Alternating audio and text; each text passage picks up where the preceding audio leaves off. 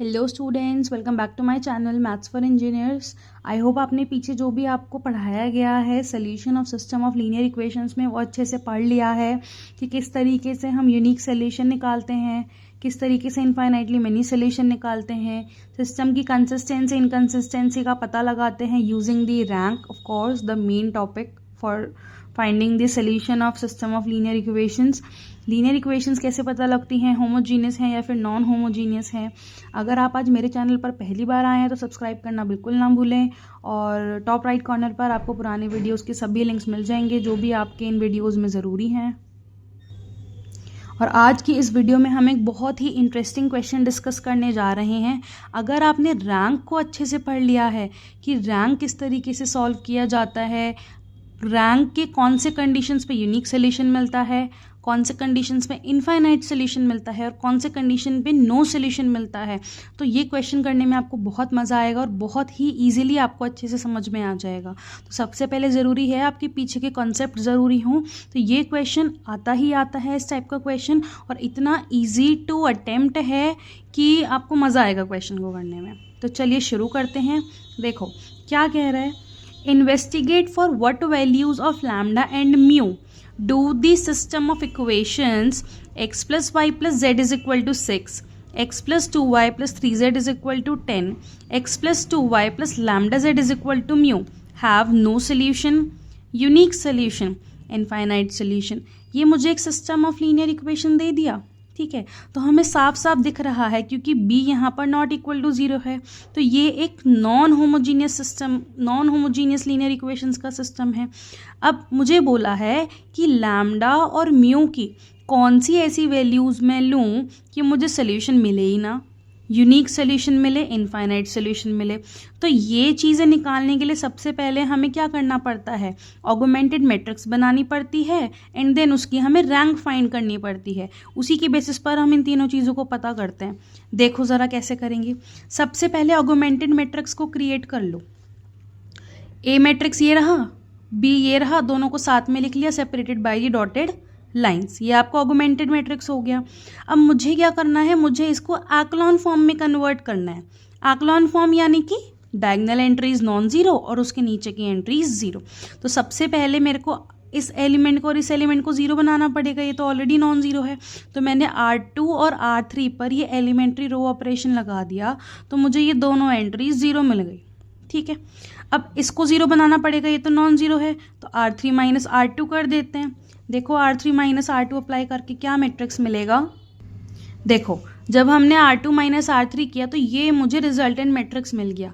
अब देखो एक्लॉन form convert हो चुकी है। इसी स्टेप के बाद हम सिस्टम की कंसिस्टेंसी इनकंसिस्टेंसी को चेक करते हैं रैंक के बेसिस पर, एंड देन उसके बाद हम चेक करते हैं कि सोल्यूशन किस टाइप का मिलेगा। तो सबसे पहले हमारा केस 1 आ गया, हमें चाहिए no solution. We know that कि अगर मुझे सिस्टम का नो सोल्यूशन चाहिए तो मेरी रैंक ए और रैंक ए भी दोनों अनइक्वल आनी चाहिए, दोनों इक्वल नहीं होने चाहिए। अब ध्यान से देखो कि ये जो मैट्रिक्स निकल के आया है एक्लॉन फॉर्म कन्वर्ट करने के बाद, इसमें रैंक किस पर डिपेंड करेगी, फाइनल रो पर डिपेंड करेगी ना। कि भाई ये अगर पूरी की पूरी जीरो हो गई तो रैंक 2 हो जाएगी, ये अगर दोनों के दोनों नॉन जीरो हुए तो रैंक 3 हो जाएगी। तो अल्टीमेटली रैंक डिपेंड किस पर करेगी, इन दोनों पर करेगी। ये कुछ भी हो जाए इन पर रैंक डिपेंड करेगी, तो हमें इन पर कंडीशन लगानी है। अब इसको हाइड कर लो, ये हमने हाइड कर लिया, ठीक है। अब चेक करो कि ए की रैंक अगर यहाँ पर मेरी 2 हो तो उसके लिए लैम्डा की वैल्यू क्या होनी चाहिए। अगर मेरा लैम्डा 3 हो गया यहाँ पर तो ये मुझे क्या मिल जाएगा, 0 मिल जाएगा थर्ड रो में। यहाँ देखो ये तो हमने हाइड किया है ना, अभी हम ए की रैंक निकाल रहे हैं। ये यहाँ पर अगर लैम्डा इक्वल टू 3 हो गया तो ये पूरी की पूरी रो 0 हो गई, तो रैंक कितनी मिल गई, 2। देखो ज़रा, अगर मेरा lambda minus 3 is equal to 0 हो जाए और लैम्डा इज इक्वल टू 3 हो जाए तो ए की रैंक 2 हो जाएगी।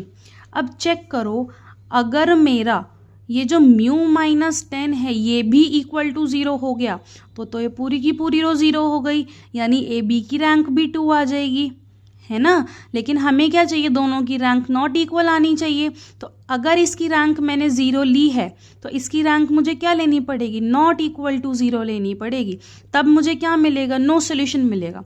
देखो ज़रा इस चीज़ को, देखो अब इसमें देखो, यही था ना रिजल्टेंट। अब हम क्या करते हैं, हर एक कंडीशन को लगा कर देख लेते हैं कि भाई तुम कहोगे कि आपने ये 0 और इसको नॉन ज़ीरो क्यों किया, इसको नॉन ज़ीरो और इसको 0 क्यों नहीं किया। अगर मैं इसको नॉन ज़ीरो कर देती हूँ, यानी कि जो मेरा लैम्डा है, लैम्डा नॉट इक्वल टू 3 ले लिया, तो ये नॉन ज़ीरो रहेगा। मुझे बताओ अगर ये वैल्यू नॉन ज़ीरो होती है तो ए की रैंक कितनी आ जाएगी, ए की रैंक आ जाएगी 3 आ जाएगी। ये वैल्यू अगर मेरी कितनी आ जाए 0, यानी कि म्यू इज इक्वल टू हो जाए 10, ये आ जाएगी मेरी 2। अब तुम कहोगे कि रैंक तो अभी भी इक्वल आ रही है, सॉरी 3। दोबारा से देखो, देखो अगर ये वैल्यू मेरी नॉन ज़ीरो हो जाती है तो मेरी ए की रैंक कितनी आएगी, 1 2 3 नंबर ऑफ नॉन ज़ीरो रोज 3। अगर मैं म्यू को 10 भी ले लेती हूँ, यानी कि इस एंट्री को 0 भी कर देती हूँ, तो ये जो पूरा का पूरा ए बी है, इसकी नंबर ऑफ नॉन ज़ीरो रोज कितनी रहेंगी, 1 2 और 3। ये एलिमेंट तो नॉन ज़ीरो है ना, तो ये तो रैंक इक्वल हो गई। इक्वल है तो मतलब नो सोल्यूशन तो नहीं मिला। नेक्स्ट केस देखो, अगर मैं लेती हूँ लैम्डा को भी 3 ले लेती हूँ और म्यू को 10 ले लेती हूँ, तो ये वैल्यू 0 हो गई, 3 - 3 0, 10 - 10 0।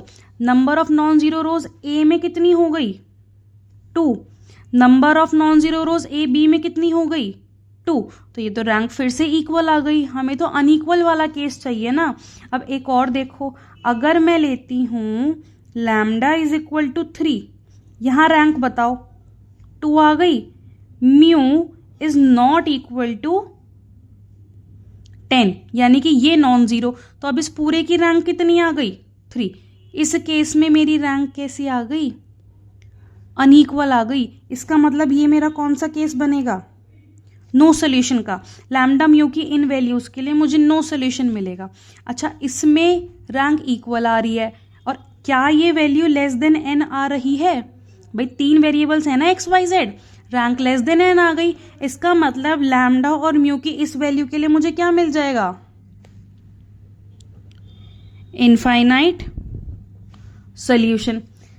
इस केस में एक चीज देखो, यहाँ पे रैंक तो इक्वल आ रही है, लेकिन अगर मैं म्यू को 10 लूं चाहे ना लूं, इधर देखो जरा, यहाँ पे मैंने लैम्डा को तो ले लिया नॉट इक्वल टू 3, तो मेरी ए की रैंक तो 3 हो गई।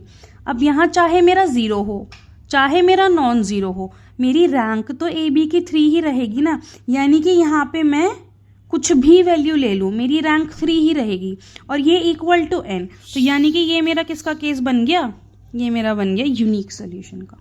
समझ में आया, हमने लैम्डा की सारी वैल्यूज पुट करके देख ली। एक बार दोबारा से देख लो। देखो हमें क्या करना था, मैट्रिक्स गिवन था, सिस्टम ऑफ इक्वेशंस गिवन था, हमें बताना था कि लैम्डा म्यू की कौन सी वैल्यूज के लिए हमें अलग अलग सोल्यूशन मिलेगा। सबसे पहले हमने एक्लॉन फॉर्म में कन्वर्ट कर लिया, ये आ गया। अब हमें दिख रहा है कि जो रैंक है वो इस पर डिपेंड करेगी कंप्लीटली, है ना। तो सबसे पहले मैंने क्या किया, लैम्डा -3 को नॉन ज़ीरो रख दिया, तो इस ए की रैंक कितनी आ गई, 3 आ गई, नंबर ऑफ नॉन ज़ीरो रोज। अब इस म्यू को 10 रख दिया, तो मेरी ए बी की रैंक तो 3 ही रहेगी ना। इस पूरे ए बी में तो नंबर ऑफ नॉन ज़ीरो रोज मेरी 3 ही हैं, रैंक इक्वल आ गई। बट मुझे तो नो सोल्यूशन के लिए कैसी चाहिए, अनइक्वल चाहिए। अब मैंने दोनों को 0 के इक्वल रख दिया, तो ये मेरी पूरी की पूरी रो 0 हो गई। ए की रैंक भी 2 आ गई, ए बी की रैंक भी 2 आ गई, बट ये मेरी लेस देन एन है, तो ये मेरा इनफाइनाइट सोल्यूशन का केस बन गया। अब अगर मैंने इसको तो इक्वल टू 3 रखा, तो इसकी रैंक कितनी आ गई, 2। ये 0 हो जाएगा ना, तो नंबर ऑफ नॉन ज़ीरो रोज 2 बचेंगी। और इसको नॉट इक्वल टू 0 रख दिया, तो इसकी पूरी की रैंक 3, तो ये मेरा बन गया नो सोल्यूशन का केस। और यहाँ पर अगर मैं लैम्डा को नॉट इक्वल टू 3 रख रही हूँ, यानी कि इस रो में मुझे एक नॉन ज़ीरो एलिमेंट मिल चुका है। ए की रैंक इसने 3 कर दी, अब यहाँ म्यू की कुछ भी वैल्यू रख लो, मुझे ए बी की रैंक 3 ही मिलेगी, जो कि इक्वल टू एन है। तो ये मेरा यूनिक सोल्यूशन का केस बन गया। आई होप समझ में आ गया होगा। देखो जरा आप उधर इसको प्रॉपर तरीके से किस तरीके से करेंगे। तो देखो नो सोल्यूशन के केस के लिए हमने क्या देखा था कि जब मैंने लैम्डा को इक्वल टू 3 रखा तो ए का रैंक 2 मिल गया, म्यू को नॉट इक्वल टू 10 रखा तो ए बी का रैंक 3 मिल गया, यानी कि rank A not equal to rank A B, इसका मतलब सिस्टम के नो सोल्यूशन होंगे। यूनिक सोल्यूशन के लिए हमने क्या देखा कि मुझे यूनिक सोल्यूशन के लिए चाहिए ए और ए बी की रैंक इक्वल हो और वो इक्वल टू n हो जाए। तो अब मुझे वो केस निकालना है जिसमें मेरी रैंक इक्वल टू 3 होगी। रैंक इक्वल टू 3 कब आ रही थी? जब मेरा लैम्डा -3 नॉट इक्वल टू 0 था, लैम्डा नॉट इक्वल टू 3 हो गया, यानी ए की रैंक 3 हो गई। म्यू की मैं कुछ भी वैल्यू रख लूँ, मुझे ए बी की रैंक 3 ही मिलेगी। तो rank A is equal to rank A B is equal to n, तो यानी कि मुझे लैम्डा म्यू की इन वैल्यूज के लिए सिस्टम का यूनिक सोल्यूशन मिल जाएगा। ठीक है, नेक्स्ट देखो, इनफाइनाइट के केस में हमें क्या करना है? इनफाइनाइट सोल्यूशन के लिए मेरी ए बी की रैंक इक्वल तो होनी चाहिए, लेकिन वो लेस देन n होनी चाहिए। n मेरा 3 है, रैंक हमने 3 रखी थी जब, तो मेरा यूनिक सोल्यूशन मिल चुका। n से छोटी रैंक अब मुझे चाहिए। अब मेरी n से छोटी रैंक कब मिलेगी? जब मेरा लैम्डा -3 इक्वल टू 0 हो जाए, म्यू -10 इक्वल टू 0 हो जाए, यानी लैम्डा इज इक्वल टू 3 हो, म्यू इज इक्वल टू 10 हो। उस केस में मुझे लैम्डा रैंक ए और रैंक ए बी मिल जाएगी 2, which is less than n। It means जो सिस्टम है वो मुझे इनफाइनाइट सोल्यूशन देगा। ठीक है, इसमें कुछ नहीं करना है, बहुत इजी क्वेश्चन है। इस टाइप के क्वेश्चन के लिए फिक्स मेथड है। नो सोल्यूशन होगा तो rank A not equal to rank A B के लिए लैम्डा म्यू की वैल्यू बता दो। यूनिक सोल्यूशन है तो rank A is equal to rank A B is equal to n के लिए वैल्यू बता दो। और इनफाइनाइट है तो फाइनल वाली रो को 0 कर दो। लैम्डा और म्यू की इस तरीके से वैल्यू रो कि तुम्हारी एक रो पूरी की पूरी 0 हो जाए, तो रैंक 2 मिल जाएगी, दोनों की लेस देन n मिल जाएगी, तो हमें इनफाइनाइट सोल्यूशन मिल जाएगा। बस रटना मत, इस चीज़ को समझ के करना कि ये वैल्यू हम 0 कब कर रहे हैं, नॉन 0 कब ले रहे हैं, क्योंकि रैंक हमारी उसके अकॉर्डिंग निकल के आ रही है। ठीक है, आई होप आपको अच्छे से समझ में आ गया होगा। अगर आपको आज का वीडियो पसंद आया हो तो कमेंट करके ज़रूर बताएं, लाइक शेयर सब्सक्राइब ज़रूर करें। नेक्स्ट वीडियो में हम इसी टाइप का एक और एग्जाम्पल डिस्कस करेंगे। तब तक के लिए पढ़ते रहो, मस्त रहो। Thank you.